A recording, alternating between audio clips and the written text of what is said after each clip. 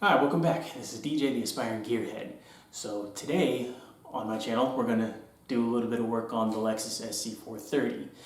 Not quite what I expected, but still something important nonetheless. But before that, I have some great news. As you can see, and as I mentioned in the last video, the light is not exactly what I'm looking for here. So,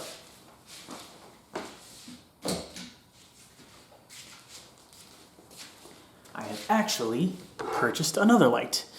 It's a 4-foot LED strip. I'm not going to spend too much time pointing directly at it because it's kind of bright, but I got one of those. I've actually got one more over here that I'm going to install and a third one I'm going to put in to make sure this place is as illuminated as possible so that I can do as much work as I can, which is going to be great. Now, the work I'm going to do on the Lexus SC430, not quite what I expected, like I said. See, the original idea was to change the oil, because when I asked my aunt when's the last time she changed the oil in the car, I'm pretty sure I'm still waiting on an answer. So I'd actually started prepping for that. I'd gone through all the trouble of buying the things. I'm still actually in the market for a few. So I've got, as you can see, I already bought my floor jack. I've got some chocks to stabilize the wheel when I jack it up, funnel for the oil, some microfiber cloths. I still need to get oil and an oil filter and all that stuff, but working on it. And the sun visors are for a thing I'm working on the Elantra. Unfortunately, while I'm in the process of collecting this stuff, we had a little problem with the Lexus. And that problem with the Lexus is this.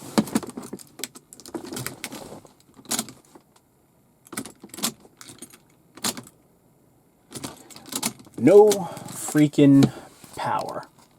Now, as you can imagine, that is kind of annoying because I'm all set to start doing other stuff to the car and then suddenly, oh, this little thing happens here. The funny part is it's kind of a good thing and a bad thing. Obviously, the bad thing is that now I can't move it and I have to figure out what's going on here because I have no clue. Good thing is my mom's, who, by the way, I moved in with along with my little brother, since we each have two cars because our aunt, my aunt, each left us one. We have all that to deal with, so we've got a 2-car garage, and our driveway can fit 2 more cars. And then there might be some other people moving in, which means that's another car we have to deal with. But hey, at this point right now, if I can't run, I can't take it anywhere, so sorry, Mom, I don't know what to tell you. As for fixing the thing, I don't really know what's wrong with it, aside from the fact that the battery is dead. I actually jumped it this morning, and it was able to turn on, but when I came back down a couple hours later, no juice. So right now I'm having some flashbacks to when my alternator went out of my car a few months back. However, this seems kind of different. See, when that first happened, the engine wouldn't start, but lights and stuff were still on for a while until the battery just got completely drained by the bad alternator. At the time that this thing stopped working, my mom had driven it. She said it was just out, no buildup or nothing. So for all I know, it could just be the battery. I mean, I live in Arizona, which in my experience has been like the major fuck your battery state because of all the heat. So that'd be my first guess. So I'm going to start there. I'm going to take out the battery, drive on up to the Autozone, have them test it, and make sure it's still good. With any luck, it's not good, and it's the only thing I have to fix. If not, that means I got more work to do, which, kind of scary, but it's the whole point of this channel, so something to learn. I didn't realize while I was recording this and while I was opening up the garage to get to the car, this tripod that I'm using, it actually has 2 different sections, here and down here, where I can extend or lower it. And the whole reason that first minute or so of the video had me point up because I had completely forgot. Now I remember. I'm a dumbass.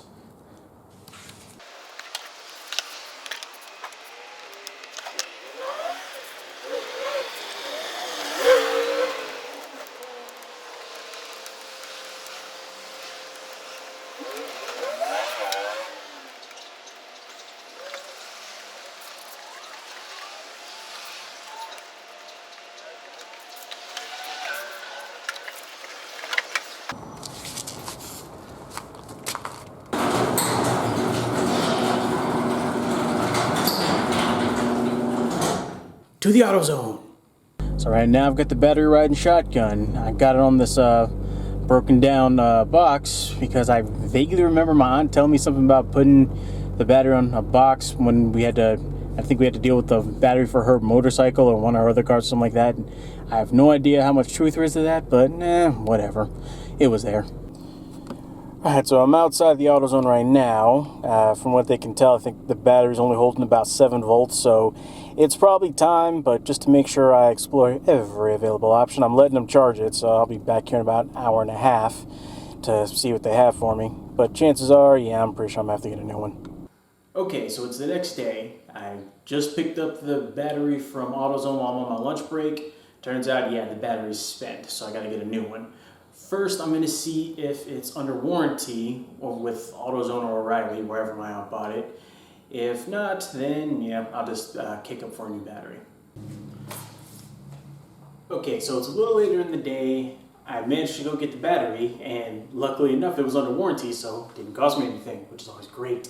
So I'm going to go ahead and put it back in the car, and then I'll test it now. Since you already saw the section where I took it out, I don't really see any point in recording me putting it back in. Just think of that in reverse, and then we'll meet back up when it's time to try to start the thing.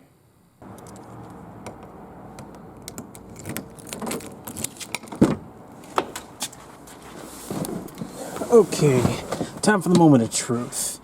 I've still got the hood up and everything, and I haven't tightened down the terminals yet, just in case something else goes wrong. But right now, we're already looking pretty good, because this light is on, although that's a whole nother issue to deal with, because it won't turn. Oh, there it goes. Really weird. Also, the door open light is on, which wasn't on or didn't turn on at all before. And the little blinking red security light is there, even though, yeah, you can barely see in this camera. But just to make sure, let's go ahead and start her up.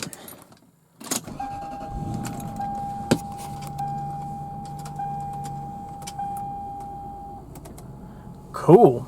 So yeah, it turns out it was just a bad battery, which, kind of, I mean, I kind of want to learn more about this car, but I'd rather not have it all thrown at me at once. I'd rather be able to tackle the thing preemptively.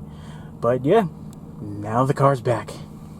Okay, so that's one problem taken care of with the car. It now runs, which is great. So now I can pull it into the garage and do an oil change. As long as that AutoZone also managed to grab the oil and the oil filter. There's also another big thing of oil over there because it's going to need a lot apparently. But yeah, good to go now. Okay, so now I got everything I need to do the oil change, but that's probably going to have to hold off until tomorrow, because first what I'm going to do is put up this light and then put up that light, just to make sure I have as much light in here as possible. I'm pretty sure, even though I'm going to be ended up under the car, it would be nice to make sure I've got something.